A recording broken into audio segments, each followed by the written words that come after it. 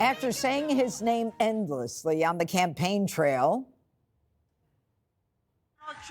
Donald Trump, Donald Trump, Donald Trump, Donald Trump, Donald Trump, Donald Trump, Donald Trump, Donald Trump, Donald Trump. Kamala Harris is apparently done talking about Donald Trump. The Veep did not mention Trump by name at her Michigan rally last night for the first time as a candidate. And her campaign says it's intentional because they want to, quote, close fully positive. So instead, Kamala is letting her allies do the dirty work. Nancy Pelosi is making crazy comments about Donald Trump's fitness for office. The ex-president just said is further indication of his cognitive degeneration. You saw recently when he was talking about whether he chose electrocution or being eaten by sharks. Something's very wrong there. And indicative in it also is diminishing the power of the press, which is the guardian of our freedom in our country. So I think people who might thinking about voting for him have to know that he can't last as president for 4 years with his brain deteriorating at the rate that it is, and is clearly evident. Jesse, how is that even a talking point? Is her brain deteriorating? So I sometimes think we're going to get along if Trump wins. And then I look at her and I think, oh, no. They're going to impeach him if they win the House. And the House is a coin toss. Trump could have 6+ Senate seats in the Senate. And then if he loses the House, where's the Trump agenda? So they're going to investigate him. They're going to impeach him. Oh, God, they're going to go into that. these intelligence committee rooms, and they're going to come out and leak God knows what this time. And so it's going to throttle everything this country's trying to do. If he gets in this White House with a mandate to heal the country, fix the economy, and close the border, and Nancy's standing in the way because of some personal agenda, then I think the only thing that you can do is investigate her for insider trading. You look at the Visa stock, you look at Pauly P. and the pillow talk, and I don't think that would be considered revenge. I think that would be considered accountability. And it's something she should think about. Yes. And that's not a threat. That's just what people are saying. Yes, yes. Thank you for sharing that with us. You know, Dana, she stops mentioning Trump's name. Now she's saying the guy before me. I mean, does she really have anything else to talk about? Let's remind everybody how this happened.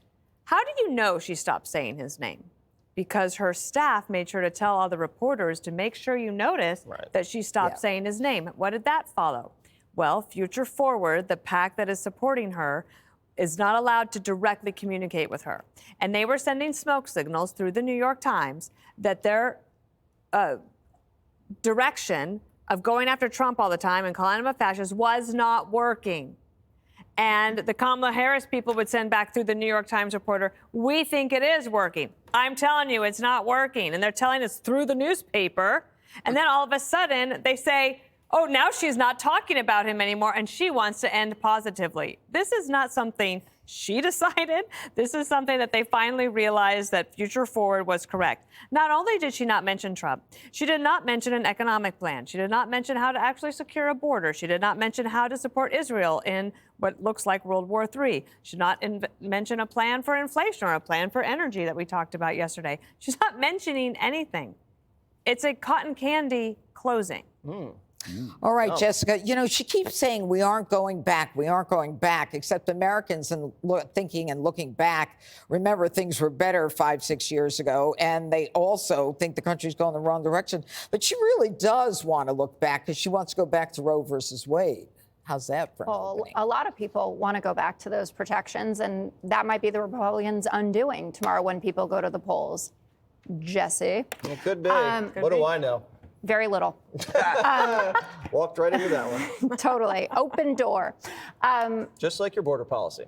Ooh, walked right back into that one. I feel like I'm on an episode You're of like Friends. that guy on the Eagles, jumping back. Saquon, got her. Okay. I feel like the way that you guys are talking about her indicates that this campaign is not just being responsive to intel that they're getting, and that's actually how you can end up being successful. No, she says she's not going back. What is she not going back to? I just told you. She's not going, we're not going back to when Donald Trump was president. We're not going back to the chaos of it. He was unfit to be president. Those things actually do resonate. To 2 years ago? She is right now +10 on bringing the country together. That comes from somewhere. She's +9 on looking out for the middle class. These are all things that can help her on election day when you have a double hater, for instance, that shows up at the polls and says, you know what, I think Kamala Harris actually cares about people like me, whereas I think Donald Trump cares about the interests of people like him, i.e., rich people. Ew, so gross. I hate the rich until I become one of them, and then I'm going to love them so much. I just think that they are doing the absolute best that they can with the information that they have. And again, that the Republican side would probably be happier if Donald Trump was closing on his economic message. You say, I don't know what Kamala stands for. Watch her closing ad. It leads with, the price gouging, going after that, lowering prescription drug prices, protecting your Social Security and your Medicare. Those are all strong messages that are motivating voters. Go ahead, Greg. Well, I don't think you can compare the campaigns because Trump's campaign was much longer.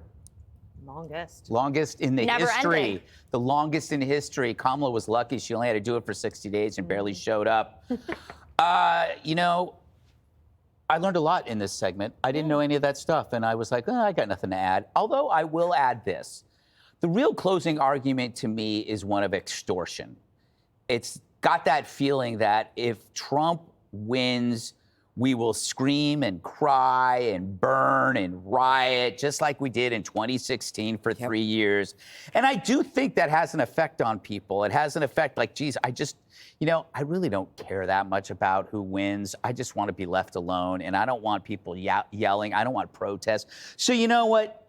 I think that's the strongest argument for Kamala Harris is that there's an ambivalent portion of society that just doesn't want to be harassed by liberals.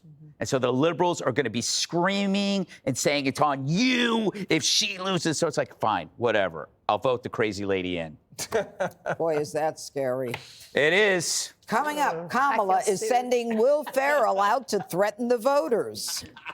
Click here to subscribe to the Fox News YouTube page to catch our hottest interviews and most compelling analysis. You won't get it anywhere else.